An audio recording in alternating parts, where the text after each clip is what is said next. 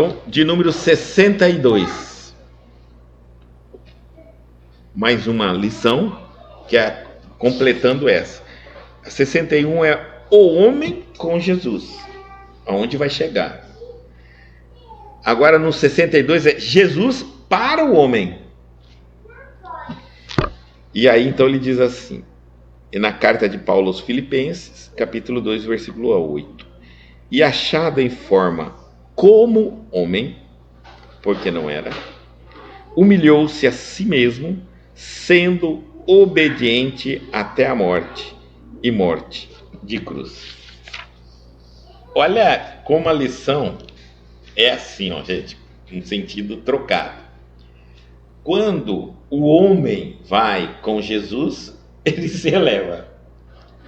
Mas quando Jesus vem para o homem, ele só decai em absolutamente tudo. E aí agora nós vamos ver isso. Na lição, o homem com Jesus, Emmanuel mostrou aonde nós estamos e aonde a gente vai, o que o Cristo quer fazer, nos tirar dessas situações. E agora no Jesus para o homem, que é a lição seguinte, ele quer mostrar, e olha o que Jesus fez por você, e ainda por cima para te ajudar a sair daquela situação. É fantástica a maneira dele se colocar aqui. Então, o que é que Jesus... Porque aqui, ó, na 61, o homem com Jesus, sempre vai haver um que pode falar assim, ah, mas Jesus é Jesus, ele era evoluído, ele conseguiu. Eu não, eu sou um pobre mortal, ainda não vou conseguir. Então, antes que você diga isso, ele gostaria de te tirar dessas situações horríveis que nós vemos aqui, da treva, da inércia, da ignorância, etc. Um monte aqui. Mas como ele fez isso? Ele veio só falar? Ele se sacrificou adiantado muito mais do que você sacrificará. E uma coisa mais interessante ainda, que ele se sacrifica para você alcançar um mundo melhor para viver. Para você alcançar. E ele já estava lá. Então, antes de dizer Jesus, não se esqueça do esforço que ele fez para te ensinar. Né? Ele não estava lá nas estrelas gritando no microfone coisas maravilhosas. Ele veio até aqui falar e passou por isso que ele vai citar aqui. Então, e achado em forma como um homem, humilhou-se a si mesmo, sendo obediente até a morte e morte de cruz. O mestre desceu para servir. Olha que interessante. Na 61 é, com Jesus ergue-se o homem. E aqui é, o mestre desceu para servir. Do esplendor à escuridão, da alvorada eterna à noite plena, das estrelas à manjedoura, do infinito à limitação, da glória à carpintaria, da grandeza à abnegação, da divindade dos anjos à miséria dos homens, da companhia de gênios sublimes, convivência com pecadores, do governador do mundo a servo de todos, do credor magnânimo a escravo, de benfeitor a perseguido, de salvador a desamparado, de emissário do amor a vítima do ódio, de redentor dos séculos a prisioneiro das sombras, de celeste pastor a ovelha oprimida, de poderoso trono à cruz do martírio, do verbo santificante ao angustiado silêncio, de advogado das criaturas a réu sem defesa, de braços dos braços dos amigos ao contato de ladrões, de doador da vida eterna a sentenciado no vale da morte. Humilhou-se e apagou-se, para que o homem se eleve e brilhe para sempre. Ó Senhor, que não fizestes por nós, a fim de aprendermos o caminho da gloriosa ressurreição no reino? Então, deixo essa pergunta. E aqui, vamos comentar. Jesus para o homem. O mestre desceu para servir. Coloquemos sempre isso Quando alguém fala, Jesus era Jesus, eu não sou Jesus. Eu sou um ser humano cheio de defeito, eu não sou santo, não sou perfeito. Então, mas ele que era Jesus e você acha que é perfeito, desceu. Ele não só te chamou, ele desceu, ele fez um esforço. Qual é o teu esforço? Então, além da justificativa, você tem que fazer algum esforço. Do esplendor à escuridão. E aqui é o contrário, mais ou menos, das trevas à luz, que ele leva o homem, aqui vem do esplendor à escuridão. Ou seja, da onde ele estava, com toda a capacidade que ele tinha, inclusive de liberdade, por faltar palavras, né? Eu diria mental, mas o Cristo tinha mais que uma mente, tá? Então, na expressão máxima dele, de compreensão, na evolução que ele tinha. Então, mente é pequeno demais. Mente somos nós. Então, com tudo aquilo, ele desce. E quando ele desce, ele mergulha dentro de um corpo de carne. Aí ele passa por todos, pelo espírito, ele passa pela mente. Aí ele vai ter cérebro. E então, a escuridão. Ele, em carne, reencarnado, não tinha o mesmo esplendor de visão. Impossível dentro de um corpo humano. Senão ele queimaria seu corpo totalmente. Da alvorada eterna à noite plena. De uma alvorada eterna. Sabe, a alvorada é um dos fenômenos mais lindos que nós temos, né? Porque é o momento em que o sol chega e começa a iluminar. Então a gente está saindo da escuridão da noite para o início de um dia, de uma caminhada, de uma jornada completamente iluminada, que é durante o dia. E ele fala que o Cristo veio dessa alvorada eterna, desse... É difícil de falar de um Cristo, né? Do Cristo, mas dessa esperança infinita, ele entra numa noite plena, porque ele mergulha na terra, onde tudo, e num momento terrível, porque tudo estava contrário ao objetivo dele. O povo explorado, escravizado, altos impostos, injustiça, os mais fortes tomando conta e subjugando os mais fracos,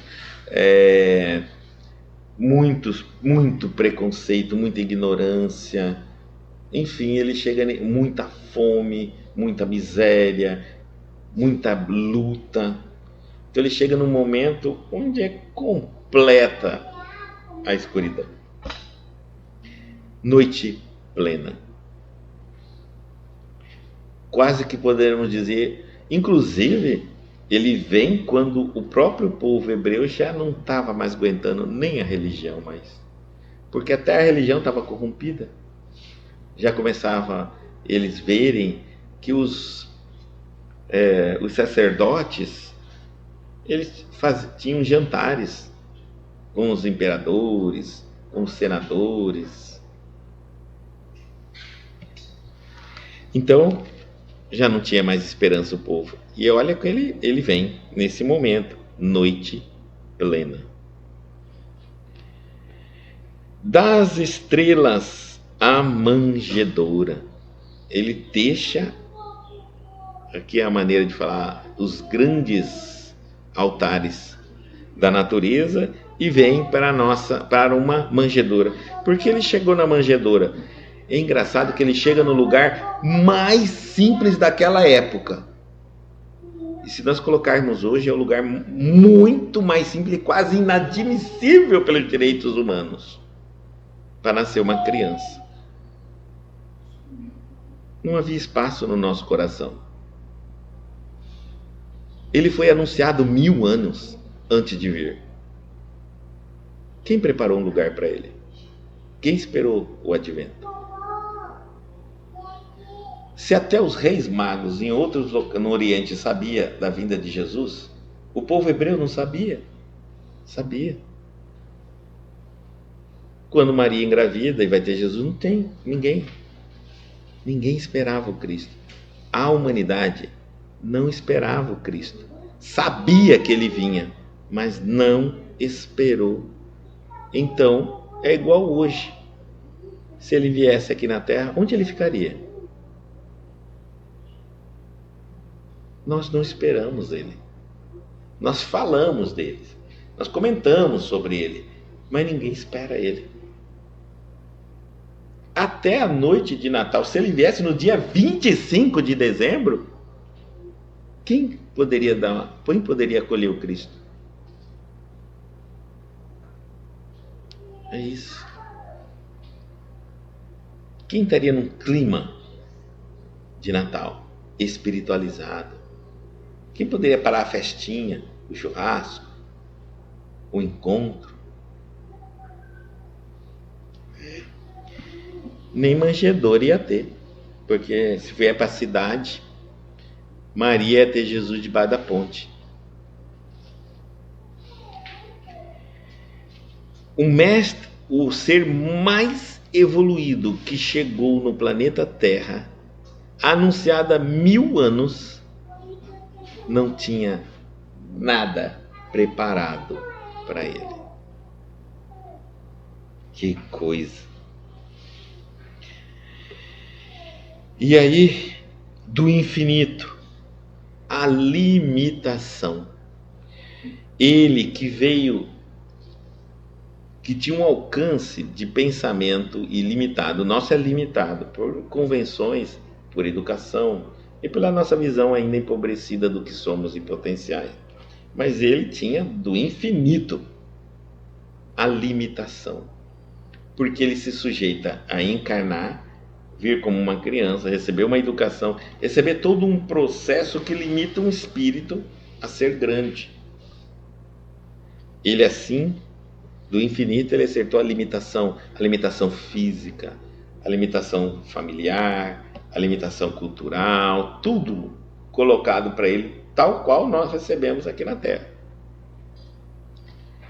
Da glória à carpintaria. E aqui, a gente fala da glória, aqui o sentido da glória, do alcance total, é que para esses espíritos, no grau do Cristo, o pensar já é ação.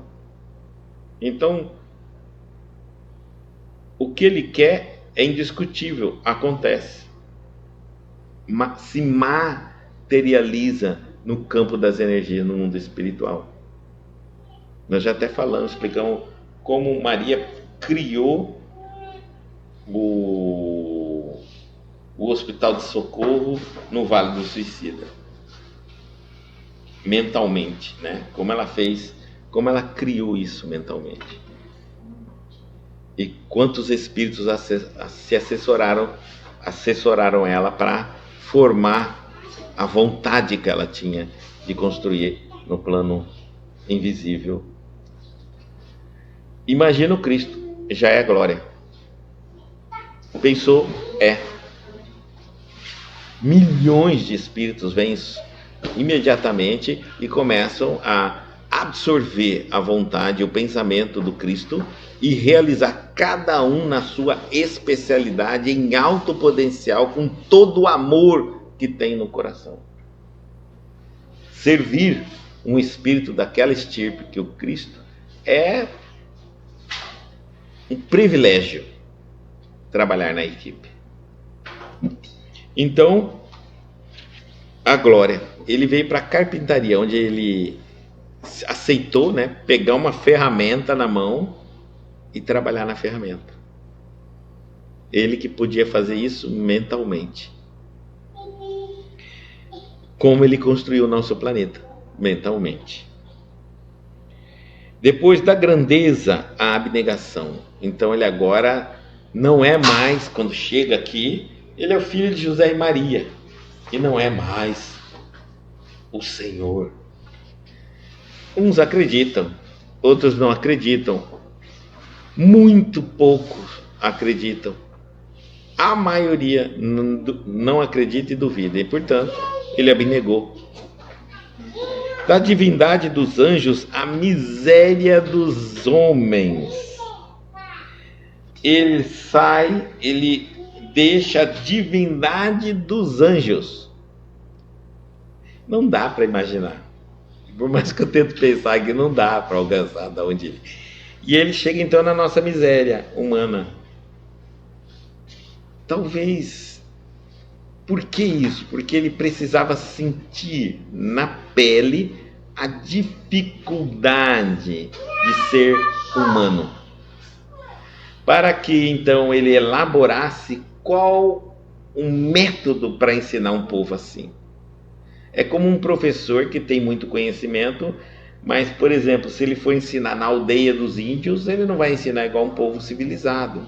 Ele tem que entender aquela cultura, ele tem que entender como é que eles são, quais as limitações dele, para que ele elabore um plano de ensiná-los, mas focado para uma aldeia, que é bem diferente de uma escola de pessoas civilizadas, que é bem diferente de uma pessoa, de pessoas que não tem muito,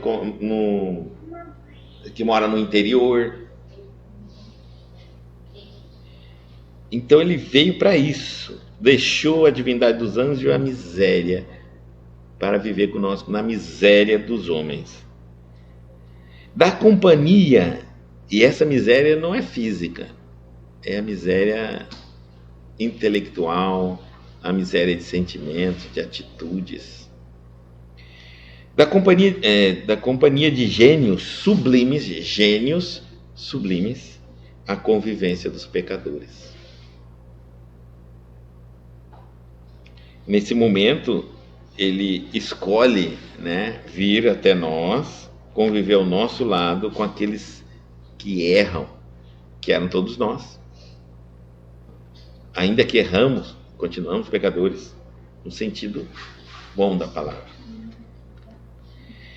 De governador do mundo a servo de todos, o que podia mandar e não fazer nada, veio servir a todo mundo, a toda a humanidade. Agora vamos entender, em todo o campo ele serviu, veja, de credor magnânimo a escravo. Ele se sujeitou. Ele aceita a escravidão que o povo dele sofria, ele aceita, porque nasceu do povo hebreu e era escravo do povo romano, então ele aceita ser escravo do povo romano, viver como escravo. Ele não veio cobrar a realeza, ele não veio destronar aquele que estava lá em cima, não. Credor magnânimo, escravo. De benfeitor a perseguido. Ele que sempre auxiliou a humanidade, desce até nós para viver entre nós, e aqui entre nós ele é perseguido. De salvador a desamparado. Ele nos deixa os ensinamentos que nos liberta, nos salva de nós mesmos, dos nossos vícios, dos nossos defeitos, das nossas limitações. Por isso que ele nos salva de nós, não salva do mundo. O mundo não tem problema nenhum, o mundo é o reflexo de cada um de nós. Então ele nos dá a regra de como eu me liberto do meu mundo horrível que eu vivo, para exaltar, colocar para fora a beleza que todos nós somos, está adormecido, porque somos feitos em imagem e semelhança a Deus, e nos libertamos de tudo que é pequeno. Então, de Salvador, ele que veio para falar isso, ele se encontrava desamparado. De emissário do amor à vítima do ódio. Veio ensinar o amor e foi se tornar alvo do ódio. De redentor dos séculos a prisioneiro das sombras. Redentor dos séculos. E ele agora é um prisioneiro das sombras. Para mim é um ato mais do que de amor e de coragem. É como se eu pegasse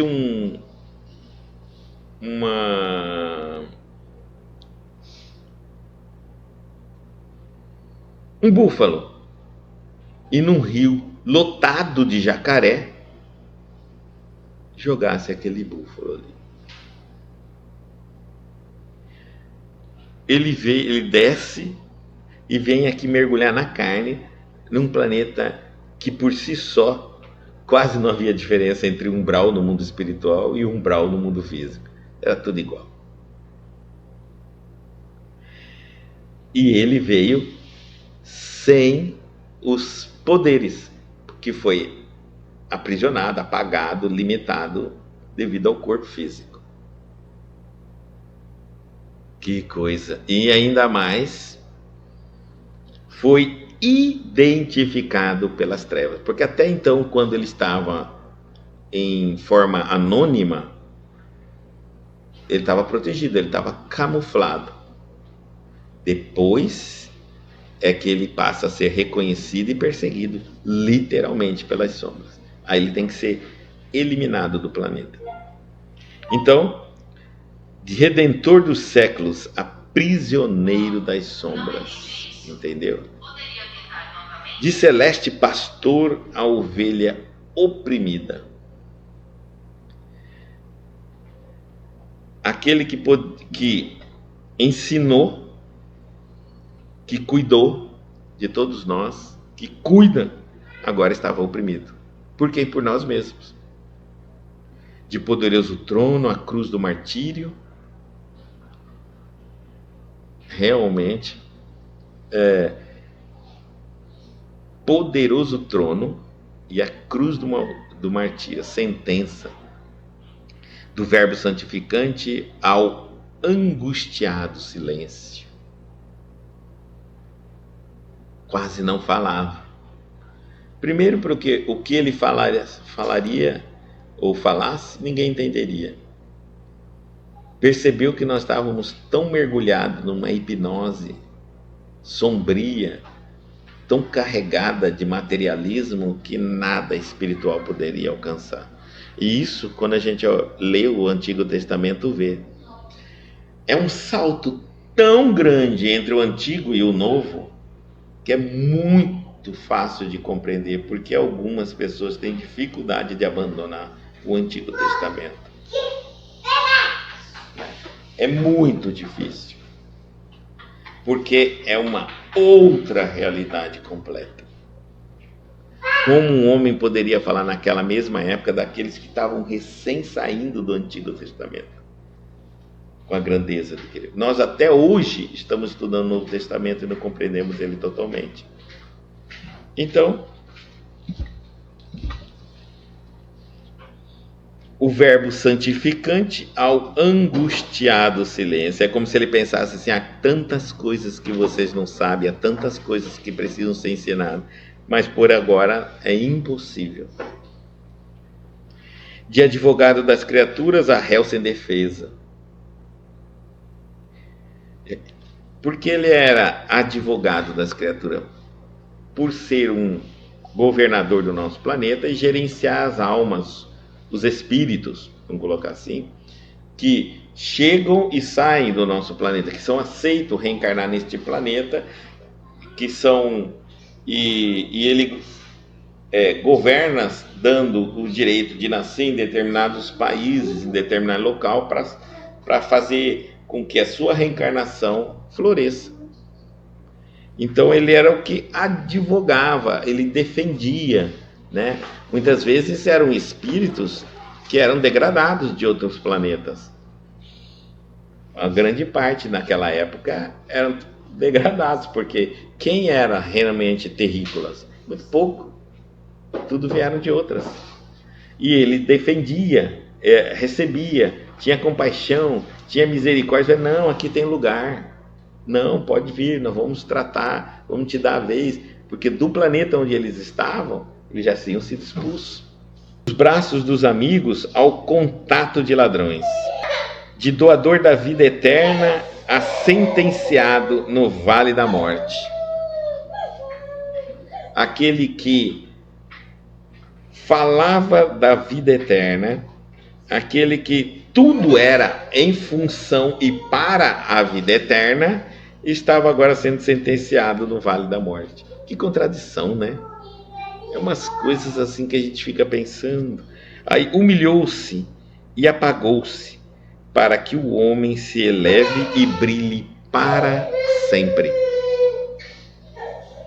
Humilhou-se e apagou-se em relação ao que ele era, ao que ele era antes de reencarnar, ao que ele chegou aqui na Terra, estava apagado. Então nós, em relação a Jesus, somos apagados, sem luz. Por isso que ele é nossa luz. Porque nós não temos luz nessa relação de evolução. Por isso que os espíritos mais iluminados, que a gente considera assim, os espíritos mais bons de pessoas, como, por exemplo, Bezerra de Menezes, um médico Chico Xavier, Divaldo Franco, fala desse Cristo como a luz, né? E a gente pensa assim, poxa, se é a luz para ele, que não é para nós? Em relação a ele, nós somos apagados na nossa luz.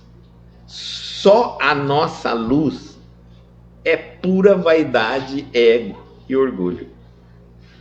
Sem o Cristo, nós não sabemos nem a direção. Ele é a luz da nossa evolução. E diz: ó Senhor, que não fizeste por nós, a fim de aprendermos o caminho da gloriosa ressurreição no reino? Então, deixando para nós pensar assim, meu Deus, né? Hoje é um dia que a gente lembra dessa data, né? Da chegada dele. E essa é a reflexão que fica, duas reflexões, né? Aonde eu chegarei se conseguir caminhar com Cristo, se compreender os ensinamentos e pôr em prática? Aonde eu chegarei? E o segundo, porque aí o Natal ainda fica esse desafio, né, nascendo na gente. Mais um ano eu vou ter a oportunidade de dar mais um passo na minha evolução. Porque aonde será que eu vou chegar? Que pelo menos a curiosidade de nos vermos melhor do que estamos nos faça tomar uma decisão verdadeira de seguir o Cristo, independente de qualquer acontecimento adverso. E aí, ele deixa uma outra pergunta: ó Senhor, que não fizeste por nós a fim de aprendermos o caminho da gloriosa ressurreição no reino? Então, ele deixa mais uma pergunta agora, para a gente refletir na nossa dia de Natal. Ô Senhor,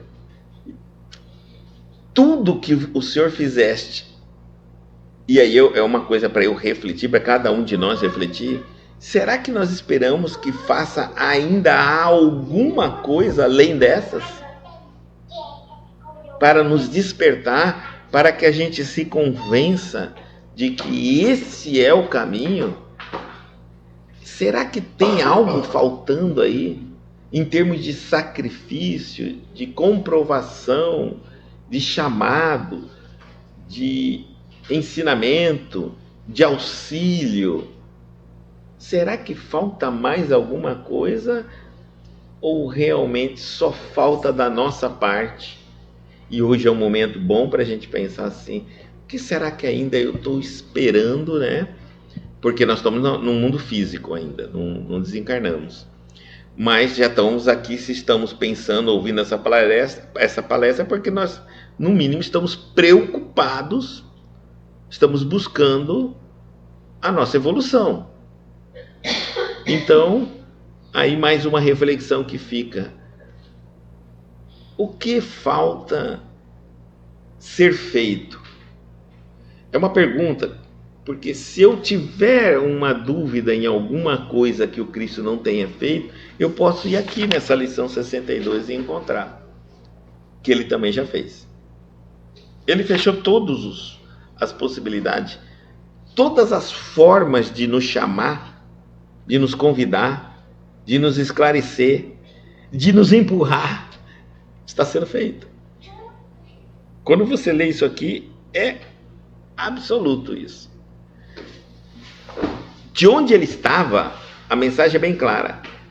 Ele não precisava, se não quisesse, vir ao nosso planeta. Não precisava. Mas assim ele fez, por nós. Se ele fez até o que não precisava, se auto-superou, e nós, será que não precisamos nem um esforcinho? Por isso essas teorias de quando fala da disciplina, da renúncia, do esforço, e algumas pessoas não aceitam isso no cristianismo, puxa, é porque não compreende o que o nosso mestre já fez por nós. Se não foi tudo isso, então o que ele fez? Se humilhou. Aqui, ó, resumindo, ele fala que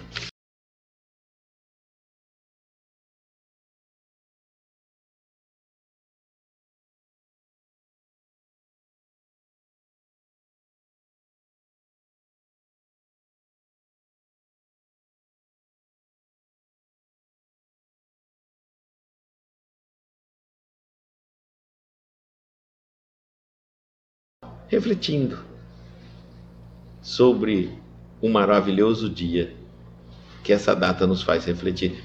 Não é sobre o Cristo, mas é sobre a nossa vida.